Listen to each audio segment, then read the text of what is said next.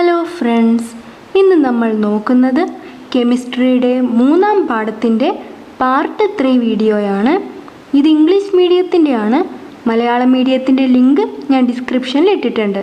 നമ്മൾ നോക്കാൻ പോകുന്നത് റേറ്റ് ഓഫ് കെമിക്കൽ റിയാക്ഷൻ എന്ന ടോപ്പിക്കാണ്. നമ്മൾ നിത്യജീവിതത്തിൽ പല കെമിക്കൽ റിയാക്ഷൻസും കാണുന്നുണ്ട്. ഒന്നാമത്തേത് ബേണിംഗ് ഓഫ് ഫയർവുഡ് എന്ന് പറഞ്ഞാൽ എന്താ? വിറക് കത്തിക്കുക. റസ്റ്റിംഗ് ഓഫ് അയൺ എന്ന് പറഞ്ഞാൽ ഇരുമ്പ് തുരുമ്പെടുക്കുക. ബേസ്റ്റിംഗ് ഓഫ് ക്രാക്കേഴ്സ് എന്ന് പറഞ്ഞാൽ പടക്കം പൊട്ടിക്കുക. അതുപോലെ 2-3 കൂടി എഴുതാനാണ് നിങ്ങളോട് പറഞ്ഞത്. ഉദാഹരണത്തിന് പാല് പുളിച്ച് മോരാകുന്നു, അതിനെയാണ് ഫെർമെൻറ്റേഷൻ എന്ന് പറയുക. അപ്പോൾ ഫെർമെൻറ്റേഷൻ ഓഫ് മിൽക്ക്. അല്ലെങ്കിൽ എന്ത് സാധനം കത്തിക്കുന്നതും ഒരു കെമിക്കൽ റിയാക്ഷനാണ്.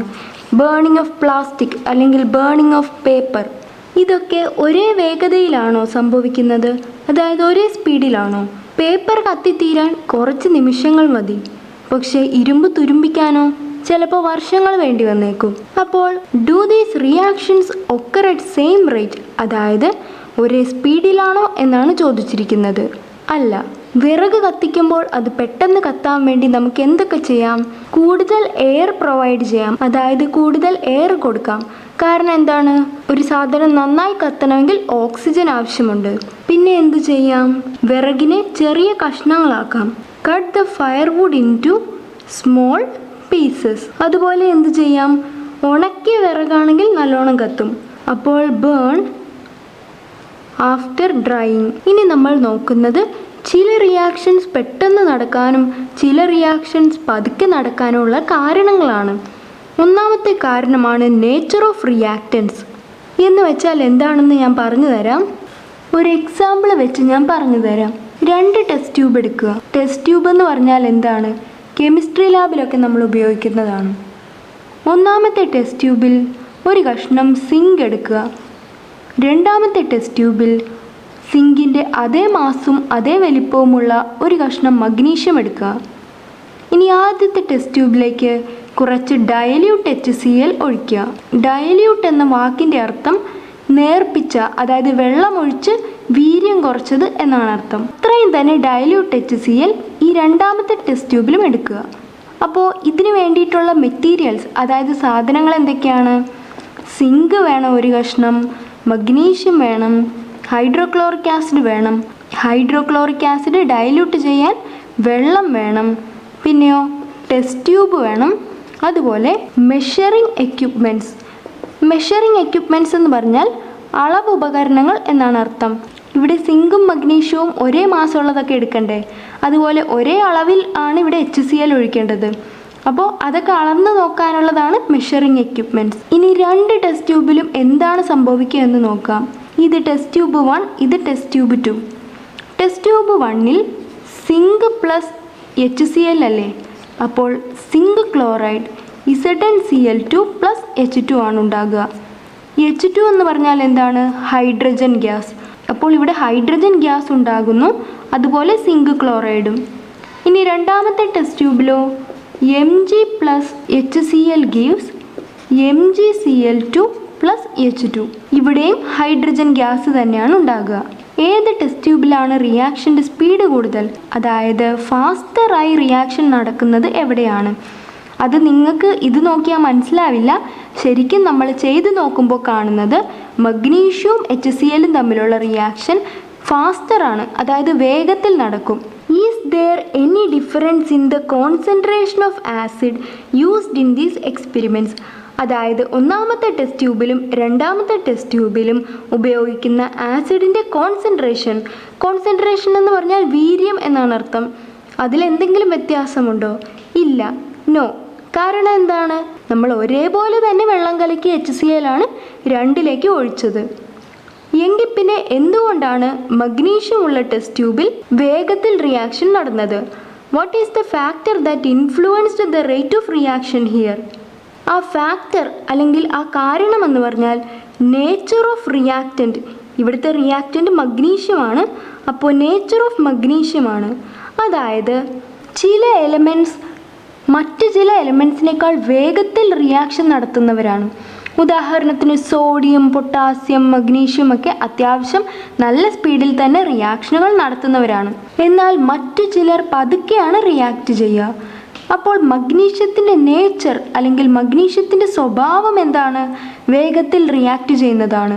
അതുകൊണ്ടാണ് നമ്മൾ നേച്ചർ ഓഫ് റിയാക്റ്റൻ്റ് എന്ന വാക്ക് ഉപയോഗിക്കുന്നത്. അതായത് റിയാക്റ്റൻറ്റിൻ്റെ സ്വഭാവം അനുസരിച്ച് ഒരു റിയാക്ഷൻ്റെ സ്പീഡ് ചിലപ്പോൾ കൂടുതലായിരിക്കും അല്ലെങ്കിൽ കുറവായിരിക്കും. അടുത്തത് നമ്മൾ നോക്കുന്നത് concentration and rate of chemical reaction ആണ്. നമുക്കൊരു എക്സ്പെരിമെൻ്റ് നോക്കാം. നേരത്തെ പോലെ 2 ടെസ്റ്റ് ട്യൂബ് എടുക്കുക. ഇത്തവണ ഒരു പ്രത്യേകതയുണ്ട്. 2 ടെസ്റ്റ് ട്യൂബിലും മഗ്നീഷ്യം തന്നെയാണ് ഇടുന്നത്. ഒരേ വലിപ്പമുള്ള ഒരേ മാസ്സുള്ള മഗ്നീഷ്യം. മഗ്നീഷ്യം റിബൺ എന്ന് പറഞ്ഞാൽ മഗ്നീഷ്യത്തിൻ്റെ കഷ്ണം എന്ന് തന്നെയാണ് ഉദ്ദേശിക്കുന്നത് കേട്ടോ. ഒന്നാമത്തെ ടെസ്റ്റ് ട്യൂബിലേക്ക് കോൺസെൻട്രേറ്റഡ് HCl ഒഴിക്കുക. കോൺസെൻട്രേറ്റഡ് എന്നിവിടെ ഉദ്ദേശിക്കുന്നത് വീര്യം കൂടിയത്, അതായത് വെള്ളമൊഴിച്ച് കലക്കാത്തത് എന്നാണ് അർത്ഥം. രണ്ടാമത്തെ ടെസ്റ്റ് ട്യൂബിലേക്ക് ഡൈല്യൂട്ട് HCl, അതായത് വെള്ളമൊഴിച്ച് വീര്യം കുറച്ച HCl ഒഴിക്കുക. രണ്ടിൻ്റെയും അളവ് തുല്യമായിരിക്കണം. അതായത് ഇവിടെ ഇപ്പോൾ 1 ml ആണ് ഒഴിക്കുന്നതെങ്കിൽ ഇവിടെയും 1 ml ആയിരിക്കണം ഒഴിക്കേണ്ടത്. അപ്പോൾ what are the materials required? അതായത് എന്തൊക്കെ വേണം ഇവിടെ? Magnesium ribbon, HCl, water. അല്ലെങ്കിൽ ഇങ്ങനെ എഴുതാം, magnesium ribbon, HCl of different concentrations, അതായത് വ്യത്യസ്ത വീര്യങ്ങളുള്ള HCl.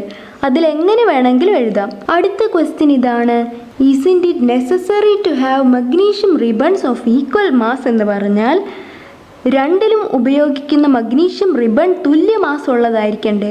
വേണം. അപ്പോൾ യെസ് എന്നെഴുതുക. വോളിയം എന്ന് പറഞ്ഞാൽ എന്താണ്? വോളിയം ഞാൻ പറഞ്ഞു, ഇവിടെ എത്ര മില്ലിലിറ്റർ HCl ആണോ ഒഴിക്കുന്നത് അത്രയും തന്നെ ഇവിടെയും ഒഴിക്കണം. അപ്പോൾ വോളിയം ഷുഡ് ബി ഈക്വൽ. ഇനി ഇവിടെ എന്ത് സംഭവിക്കുമെന്ന് നോക്കാം. രണ്ടിടത്തും മഗ്നീഷ്യം പ്ലസ് HCl അല്ലേ? അപ്പോൾ Mg plus HCl gives MgCl2 plus H2 ആണ് രണ്ടിലും സംഭവിക്കുക.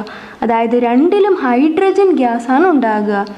ഇത് ടെസ്റ്റ് ട്യൂബ് 1ഉം ഇത് ടെസ്റ്റ് ട്യൂബ് 2 എന്നും എടുക്കാം. ടെക്സ്റ്റിൽ ഈ റിയാക്ഷനെ ബാലൻസ് ചെയ്യാൻ പറഞ്ഞിട്ടുണ്ട്. അത് ഞാൻ ചെയ്ത് കാണിക്കാം. ഇവിടെ ഒരു മഗ്നീഷ്യം, ഇവിടെ ഒരു മഗ്നീഷ്യം, ഇവിടെ ഒരു ഹൈഡ്രജൻ, ഇവിടെ 2 ഹൈഡ്രജൻ. അപ്പോൾ 2 എഴുതാം. ആദ്യം തൊട്ട് നോക്കാം. ഇവിടെ ഒരു മഗ്നീഷ്യം, ഇവിടെ ഒരു magnesium, 2 hydrogen, 2 hydrogen, 2 chlorine, 2 chlorine. അപ്പോൾ ശരിയായല്ലോ. ഏത് ടെസ്റ്റ് ട്യൂബിലാണ് കൂടുതൽ സ്പീഡിൽ റിയാക്ഷൻ നടക്കുക? അതായത് ഏത് ടെസ്റ്റ് ട്യൂബിലാണ് റേറ്റ് ഓഫ് റിയാക്ഷൻ കൂടുതൽ?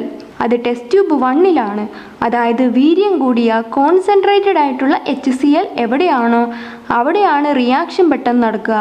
വെള്ളം ഒഴിച്ച് ഡൈല്യൂട്ട് ചെയ്ത HCl പതുക്കെയാണ് റിയാക്ട് ചെയ്യുക. ഇനി അതിൻ്റെ കാരണം എന്താണെന്ന് നമുക്ക് നോക്കാം. ഞാൻ ഇവിടെ നിന്ന് യൂണിറ്റ് വോളിയം HCl ആണ് എടുക്കുന്നത്.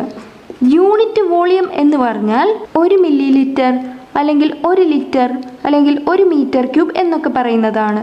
യൂണിറ്റ് എന്ന് പറഞ്ഞാൽ 1 ആണ്. അപ്പോൾ ഇവിടെ നിന്ന് ഞാൻ യൂണിറ്റ് വോളിയം, അതായത് ഇപ്പോൾ രണ്ടിൻ്റെയും 1 മില്ലിലിറ്റർ വീതം എടുക്കുകയാണെന്ന് വിചാരിച്ചോ. ഇതിനകത്ത് നിറയെ HClൻ്റെ മോളിക്യൂൾസ് ആയിരിക്കും. അതായത് ഇതിൻ്റെ ഉള്ളിൽ HCl അങ്ങനെ നിറയെ ഉണ്ടാകും. ഇതിനകത്തോ? ഇതിനകത്ത് HClൻ്റെ മോളിക്യൂൾസ് കുറവായിരിക്കും. ബാക്കി മുഴുവൻ വെള്ളമായിരിക്കും. കാരണം എന്താ? നമ്മൾ വെള്ളം ഒഴിച്ച് ഡൈല്യൂട്ട് ചെയ്തു. അപ്പോൾ which test tube contains more HCl molecules per unit volume? അതായത് യൂണിറ്റ് വോളിയത്തിൽ HCl മോളിക്യൂൾസിൻ്റെ എണ്ണം കൂടുതൽ എവിടെയാണ്? ടെസ്റ്റ് ട്യൂബ് 1ലാണ്. കൂടുതൽ HCl ഉണ്ടെങ്കിൽ അത് മഗ്നീഷ്യവുമായി കൂടുതൽ പ്രവർത്തിക്കും. അതുകൊണ്ടാണ് ഇവിടെ റിയാക്ഷൻ്റെ വേഗത കൂടുതൽ. ഇനി നമ്മൾ നോക്കുന്നത് surface area of solids and rate of chemical reaction ആണ്. 2 ബീക്കറുകൾ എടുത്തു. ബീക്കർ എന്ന് പറഞ്ഞാൽ ഈ പാത്രമാണ്. ആദ്യത്തെ ബീക്കറിൽ ഒരു മാർബിൾ കഷ്ണമിട്ടു. അടുത്ത ബീക്കറിൽ അത്രയും തന്നെ മാസുള്ള മാർബിൾ പൊടിയാണ് ഇട്ടത്. ഇനി ഇതിലേക്ക് ഡൈല്യൂട്ട് HCl ഒഴിച്ചു, ഇതിലേക്ക് ഡൈല്യൂട്ട് HCl ഒഴിച്ചു. എന്ത് സംഭവിക്കും? മാർബിൾ എന്ന് പറഞ്ഞാൽ കാൽഷ്യം കാർബണേറ്റ് ആണ്. കാൽഷ്യം കാർബണേറ്റും HClഉം കൂടി പ്രവർത്തിക്കുമ്പോൾ കാൽഷ്യം ക്ലോറൈഡ്, അതായത് CaCl2ഉം വെള്ളവും കാർബൺ ഡൈ ഓക്സൈഡുമാണ് ഉണ്ടാകുന്നത്. രണ്ടിടത്തും മാർബിൾ തന്നെയാണ്. ഒരെണ്ണം പൊടിയാണെന്ന് മാത്രമേ ഉള്ളൂ. അപ്പോൾ രണ്ടിടത്തെയും ഇക്വേഷൻ ഇത് തന്നെയാണ്. ഇത് ചെയ്യുമ്പോൾ നമുക്ക് കാണാൻ സാധിക്കും മാർബിൾ പൊടിയുള്ള ബീക്കറിലാണ് വേഗത്തിൽ റിയാക്ഷൻ നടക്കുന്നത്, ഇതിൽ പതുക്കെയാണ് റിയാക്ഷൻ നടക്കുന്നത്. അപ്പോൾ ഈ ക്വസ്റ്റ്യൻ എന്താണ്? Is there any difference in rate of reaction in 2 beakers?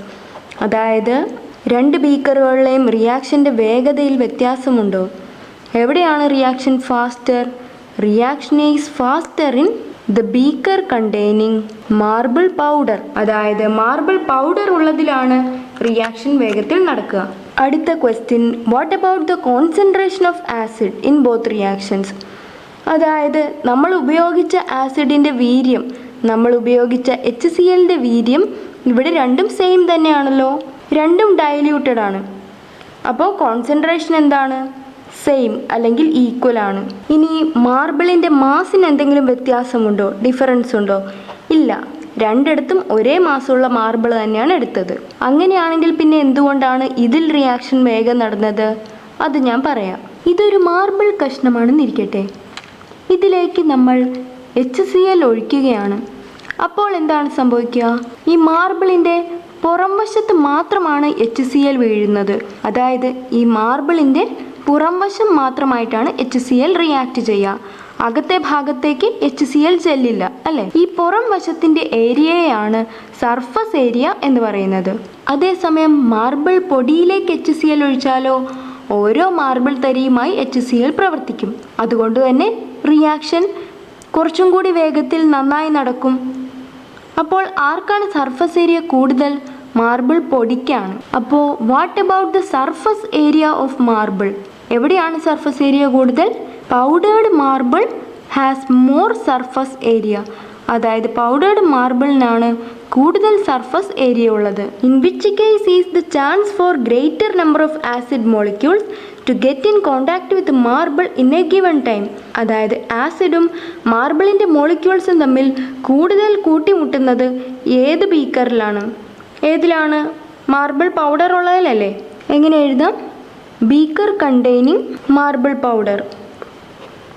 ഇതുപോലെ മാർബിളും HClഉം തമ്മിൽ കൂട്ടിമുട്ടുന്നതിനെയാണ് കൊളീഷൻ എന്ന് പറയുക. അതായത് ഒരു റിയാക്ഷൻ നടക്കുമ്പോൾ 2 ആറ്റങ്ങൾ തമ്മിൽ കൂട്ടിമുട്ടുമ്പോഴാണ് അത് പ്രവർത്തിക്കുന്നത്.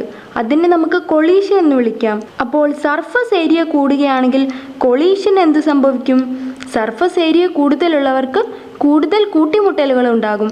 അതായത് മാർബിൾ പൊടിക്ക് HClയുമായി കൂടുതൽ കൂട്ടിമുട്ടലുകൾ ഉണ്ടാകും. അപ്പോൾ സർഫസ് ഏരിയ കൂടുതലാണെങ്കിൽ കൊളീഷൻ്റെ റേറ്റ്, അതായത് കൂട്ടിമുട്ടലുകളും കൂടുതൽ ഇൻക്രീസ് ആകും. ഇനി ചോദിച്ചിരിക്കുന്നത്, ഈ മാർബിളിനെ ഇനിയും ഒന്നുകൂടി പൊടിക്കുകയാണെങ്കിൽ എന്ത് സംഭവിക്കും റിയാക്ഷന്? എന്താണ് സംഭവിക്കുക? റിയാക്ഷൻ കുറച്ചും കൂടി വേഗത്തിൽ നടക്കും. Rate of reaction increases. ഇനി നമ്മൾ നോക്കുന്നത് temperature and rate of reaction ആണ്. ഇതും ഒരു എക്സ്പെരിമെൻ്റ് ആണ്.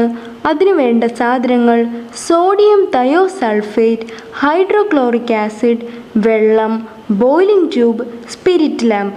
ബോയിലിംഗ് ട്യൂബും ടെസ്റ്റ് ട്യൂബും തമ്മിലുള്ള വ്യത്യാസം എന്ന് പറഞ്ഞാൽ ബോയിലിംഗ് ട്യൂബിൻ്റെ താഴെ തീ കൊടുത്തുകൊണ്ട് ഇതിലുള്ള സാധനങ്ങൾ ചൂടാക്കാൻ പറ്റും. ടെസ്റ്റ് ട്യൂബിന് തീ കൊടുക്കുകയാണെങ്കിൽ ടെസ്റ്റ് ട്യൂബ് പൊട്ടിപ്പോകും. അപ്പോൾ എക്സ്പെരിമെൻ്റ് ഇതാണ്. ഒരു ബീക്കർ എടുക്കുക, അതിൽ സോഡിയം തയോസൾഫേറ്റും വെള്ളവും കൂടി കലക്കി ഒരു സൊല്യൂഷൻ ഉണ്ടാക്കുക. അതിൽ നിന്ന് കുറച്ചെടുത്ത് ഇതിലേക്ക് ഒഴിക്കുക. ഇതിൻ്റെ അത്രയും തന്നെ അളവ്, അതായത് ഈക്വൽ എമൗണ്ട് ഇതിലേക്കും ഒഴിക്കുക. ടെസ്റ്റ് ട്യൂബ് 1 സ്പിരിറ്റ് ലാമ്പ് ഉപയോഗിച്ച് ചൂടാക്കുക. സ്പിരിറ്റ് ലാമ്പ് എന്ന് പറഞ്ഞാൽ കെമിസ്ട്രി ലാബിൽ തീ കൊടുക്കാൻ വേണ്ടി ഉപയോഗിക്കുന്ന വിളക്കാണ്. കുറച്ചു നേരം ഇത് ചൂടാക്കിയ ശേഷം ഇതിലേക്ക് ഡൈല്യൂട്ട് HCl ചേർക്കുക. ഇതിലേക്കും അത്രയും തന്നെ ഡൈല്യൂട്ട് HCl ചേർക്കുക. എന്താണ് സംഭവിക്കുക എന്ന് പറഞ്ഞാൽ 2 ടെസ്റ്റ് ട്യൂബിലും ഒരു വെളുത്ത പ്രസിപ്പിറ്റേറ്റ് ഉണ്ടാകുന്നു. പ്രസിപ്പിറ്റേറ്റ് എന്ന് പറഞ്ഞാൽ ഇതാണ്. അപ്പോൾ ഒബ്സർവേഷൻ, അതായത് നമ്മൾ എന്താണ് റിയാക്ഷനിൽ കണ്ടത്? A white precipitate is formed. ഏത് ബോയിലിംഗ് ട്യൂബിലാണ് കൂടുതൽ വേഗത്തിൽ പ്രസിപ്പിറ്റേറ്റ് ഉണ്ടാകുന്നത്? നമ്മൾ ചൂടാക്കിയ ബോയിലിംഗ് ട്യൂബ്, അതായത് ബോയിലിംഗ് ട്യൂബ് നമ്പർ 1ലാണ്. ഉണ്ടായ പ്രസിപ്പിറ്റേറ്റിൻ്റെ കളർ വൈറ്റ് അല്ലെങ്കിൽ യെല്ലോയിഷ് വൈറ്റ്, അതായത് ഇളം മഞ്ഞ കലർന്ന വെള്ള. അതാണ് രണ്ട് ബോയിലിംഗ് ട്യൂബിലും ഉണ്ടാകുന്നത്. ഇവിടുത്തെ ഇക്വേഷൻ എന്ന് പറഞ്ഞാൽ സോഡിയം തയോസൾഫേറ്റ് അതായത് Na2S2O3 പ്ലസ് HCl ഇവ തമ്മിൽ ചേരുമ്പോൾ ഉണ്ടാകുന്നത് സോഡിയം ക്ലോറൈഡ്, വെള്ളം, SO2S. നമുക്കിതൊന്ന് ബാലൻസ് ചെയ്തേക്കാം. ഇവിടെ 2 സോഡിയം, ഇവിടെ 2 സോഡിയം ആക്കാം. ഇവിടെ 2 സൾഫർ, ഇവിടെ 1 2 സൾഫർ. ഇവിടെ 3 ഓക്സിജൻ, ഇവിടെയോ 1, ഇവിടെ 2 എണ്ണം, അങ്ങനെ 3 ഓക്സിജൻ. ഇവിടെ ഒരു ഹൈഡ്രജൻ, ഇവിടെ 2 ഹൈഡ്രജൻ, അപ്പോൾ ഇവിടെ 2 ആക്കാം. ഇവിടെ 2 ക്ലോറിൻ, ഇവിടെ 2 ക്ലോറിൻ. എല്ലാം ശരിയായി. എന്തുകൊണ്ടാണ് ചൂടാക്കുമ്പോൾ വേഗത്തിൽ റിയാക്ഷൻ ഉണ്ടാകുന്നത്? അതിന് കാരണം ചൂടാക്കുമ്പോൾ മോളിക്യൂൾസിന് കൂടുതൽ എനർജി കിട്ടുന്നു. കൈനറ്റിക് എനർജിയാണ് അവർക്ക് കിട്ടുന്നത്. കൈനറ്റിക് എനർജി എന്ന് പറഞ്ഞാൽ ചലിക്കാനുള്ള, അതായത് മൂവ് ചെയ്യാനുള്ള എനർജിയാണ്. ഒരു റിയാക്ഷനിൽ പങ്കെടുക്കണമെങ്കിൽ മോളിക്യൂൾസിന് ഒരു മിനിമം കൈനറ്റിക് എനർജി എങ്കിലും ആവശ്യമുണ്ട്. ആ എനർജിയെയാണ് ത്രെഷ്ഹോൾഡ് എനർജി എന്ന് പറയുക. ഇനി നമ്മൾ നോക്കുന്നത് catalyst and rate of reaction ആണ്. ഒരു എക്സാമ്പിൾ വെച്ച് പറയാം. ഹൈഡ്രജൻ പെറോക്സൈഡ് എന്ന് പറഞ്ഞാൽ H2O2 ആണ്. H2O2ൻ്റെ ഒരു പ്രത്യേകത എന്ന് പറഞ്ഞാൽ ഇത് സ്വയം ഡീകമ്പോസ് ചെയ്യുന്നു. ഡീകമ്പോസ് എന്ന് പറഞ്ഞാൽ എന്താണ്? സ്വയം സ്പ്ലിറ്റ് ചെയ്ത് ചെറിയ സാധനങ്ങളായി മാറുന്നു. ഇത് സ്വയം ഡീകമ്പോസ് ചെയ്ത് H2Oയും O2മായി മാറുന്നു. ഇതിൻ്റെ ബാലൻസ്ഡ് ഇക്വേഷൻ വരുന്നത്, ഇനി നമ്മളുടെ എക്സ്പെരിമെൻറ്റിനായി നമ്മൾ ഹൈഡ്രജൻ പെറോക്സൈഡ് അതായത് H2O2ൻ്റെ അക്വസ് സൊല്യൂഷൻ എടുക്കുന്നു. അക്വസ് എന്ന് പറഞ്ഞാൽ വെള്ളത്തിൽ കലക്കിയത് എന്നേ അർത്ഥമുള്ളൂ. ഒരു ടെസ്റ്റ് ട്യൂബിൽ ഞാൻ അക്വസ് H2O2 എടുത്തു. നമ്മൾ പറഞ്ഞതുപോലെ അതെന്ത് ചെയ്യാൻ തുടങ്ങും? അത് സ്വയം ഡീകമ്പോസ് ചെയ്ത് H2Oയും O2യും ആകാൻ തുടങ്ങും. ഇനി ഒരു കത്തിച്ച ചന്ദനത്തിരി, ചന്ദനത്തിരിയുടെ ഇംഗ്ലീഷ് ഇൻസെൻസ് സ്റ്റിക്ക് എന്നാണ്. ഒരു കത്തിച്ച ചന്ദനത്തിരി നമുക്ക് ഇവിടെ കൊണ്ടുവന്ന് വെക്കാം. എന്ത് സംഭവിക്കുന്നു? ഇവിടെ H2Oയും O2യും അല്ലേ ഉണ്ടാകുന്നത്. O2 എന്ന് പറഞ്ഞാൽ ഓക്സിജൻ ആണ്. ഓക്സിജൻ ഉണ്ടാവുന്നത് കൊണ്ട് തന്നെ ചന്ദനത്തിരി കുറച്ചും കൂടി നന്നായിട്ട് കത്തും. കാരണം എന്താണ്? ഒരു സാധനം കത്താൻ ഓക്സിജനാണ് ആവശ്യം. അപ്പോൾ നമ്മുടെ ഒബ്സർവേഷൻ, അതായത് നമ്മളവിടെ കാണുന്ന എന്താണ്? ഇൻസെൻസ് സ്റ്റിക്ക്, അതായത് ചന്ദനത്തിരി ഗ്ലോസ് എന്നെഴുതാം. അതായത് കൂടുതൽ പ്രകാശത്തോടെ കത്തുന്നു എന്നാണ് ഉദ്ദേശിക്കുന്നത്. ഇനി പറയുന്നത്, ഈ ചന്ദനത്തിരി എടുത്തു മാറ്റിയിട്ട് ഇതിലേക്ക് നമ്മൾ കുറച്ച് MnO2 അതായത് മാംഗനീസ് ഡയോക്സൈഡ് ഇടാനാണ് പറഞ്ഞത്. എന്നിട്ട് വീണ്ടും ചന്ദനത്തിരി ഇവിടെ കാണിച്ചു നോക്കുക. എന്ത് സംഭവിക്കും? ചന്ദനത്തിരി ആളിക്കത്താനായിട്ട് തുടങ്ങും. അതായത് ഇൻസെൻസ് സ്റ്റിക്ക് ബേൺസ് ബ്രില്യൻ്റ് എന്നെഴുതാം. ഇവിടുത്തെ ഒരു പ്രത്യേകത എന്ന് പറഞ്ഞാൽ ഇതിനകത്തിപ്പോൾ ആരൊക്കെയാണുള്ളത്? H2O2 അതായത് ഹൈഡ്രജൻ പെറോക്സൈഡും പിന്നെ MnO2 അതായത് മാംഗനീസ് ഡയോക്സൈഡും. നമ്മളൊരു ഫിൽറ്റർ പേപ്പർ എടുത്ത് ഈ സൊല്യൂഷൻ അരിച്ചു നോക്കുകയാണെങ്കിൽ ഈ മാംഗനീസ് ഡയോക്സൈഡ് അങ്ങനെ തന്നെ കിടപ്പുണ്ടാകും. അതിനൊരു മാറ്റവും വന്നിട്ടുണ്ടാവില്ല. നമ്മൾ എങ്ങനെയാണോ MnO2 ഇട്ടത് അതുപോലെ തന്നെ MnO2 ഇതിൽ കിടപ്പുണ്ടാകും. അതാണ് MnO2ൻ്റെ പ്രത്യേകത. MnO2നെ ഇതിലേക്കിടുമ്പോൾ ഇവിടുത്തെ റിയാക്ഷൻ്റെ സ്പീഡ് കൂടുന്നു. അതുകൊണ്ടാണ് ചന്ദനത്തിരി ആളിക്കത്തിയത്. പക്ഷേ MnO2ന് ഒരു മാറ്റവും വരുന്നില്ല. അത് പഴയതുപോലെ തന്നെയാണ് ഇരിക്കുന്നത്. ഇത്തരം ആളുകളെയാണ് കാറ്റലിസ്റ്റ് എന്ന് പറയുക. അപ്പോൾ കാറ്റലിസ്റ്റ് എന്ന് പറഞ്ഞാൽ ആരാണ്? ഒരു റിയാക്ഷൻ്റെ സ്പീഡ് കൂട്ടാനോ കുറയ്ക്കാനോ വേണ്ടി നമ്മൾ ഇടുന്ന ഒരാളാണ്. അതിൻ്റെ പ്രത്യേകത എന്താണ്? അയാൾക്ക് ഈ റിയാക്ഷനിൽ ഒരു മാറ്റവും സംഭവിക്കില്ല. ഇവിടെ നമ്മൾ MnO2 ഇട്ടപ്പോൾ ഈ റിയാക്ഷൻ്റെ സ്പീഡ് കൂടുകയാണ് ചെയ്തത്. അതുകൊണ്ട് MnO2നെ പോസിറ്റീവ് കാറ്റലിസ്റ്റ് എന്ന് പറയാം. സ്പീഡ് കൂട്ടാനായി നമ്മൾ ഇടുന്നവയാണ് പോസിറ്റീവ് കാറ്റലിസ്റ്റുകൾ. അപ്പോൾ സ്പീഡ് കുറയ്ക്കാൻ ഇടുന്നതോ? ഇതേ റിയാക്ഷൻ്റെ തന്നെ സ്പീഡ് കുറയ്ക്കാനായി എനിക്ക് MnO2ന് പകരം കുറച്ച് H3PO4 എന്ന് പറഞ്ഞാൽ ഫോസ്ഫോറിക് ആസിഡ് ഇടാം. അപ്പോൾ സ്പീഡ് കുറയുന്നു. ഇത്തരം കാറ്റലിസ്റ്റുകളെയാണ് നെഗറ്റീവ് കാറ്റലിസ്റ്റ് എന്ന് പറയുക. അപ്പോൾ പോസിറ്റീവ് കാറ്റലിസ്റ്റ് സ്പീഡ് കൂട്ടുന്നു, നെഗറ്റീവ് കാറ്റലിസ്റ്റ് സ്പീഡ് കുറയ്ക്കുന്നു. ടെക്സ്റ്റിൽ പോസിറ്റീവ് കാറ്റലിസ്റ്റിന് 2 എക്സാമ്പിൾ തന്നിട്ടുണ്ട്. സൾഫ്യൂരിക് ആസിഡിൻ്റെ മാനുഫാക്ചർ അതായത് സൾഫ്യൂരിക് ആസിഡ് ഉണ്ടാക്കുന്നതിന് വേണ്ടി പോസിറ്റീവ് കാറ്റലിസ്റ്റ് ആയി ഉപയോഗിക്കുന്നത് വനേഡിയം പെൻറ്റോക്സൈഡ് ആണ്. അതുപോലെ അമോണിയ ഉണ്ടാക്കുമ്പോൾ അയൺ ആണ് പോസിറ്റീവ് കാറ്റലിസ്റ്റ് ആയിട്ട് ഉപയോഗിക്കുന്നത്. ഈ പാഠത്തിൻ്റെ ലെറ്റസ് അസസ് എന്ന ഭാഗത്തിലെ ചോദ്യങ്ങളുടെ ആൻസർ പാർട്ട് 4 വീഡിയോയിലാണ് ചെയ്തിരിക്കുന്നത്. അതിൻ്റെ ലിങ്ക് ഡിസ്ക്രിപ്ഷനിലുണ്ട്.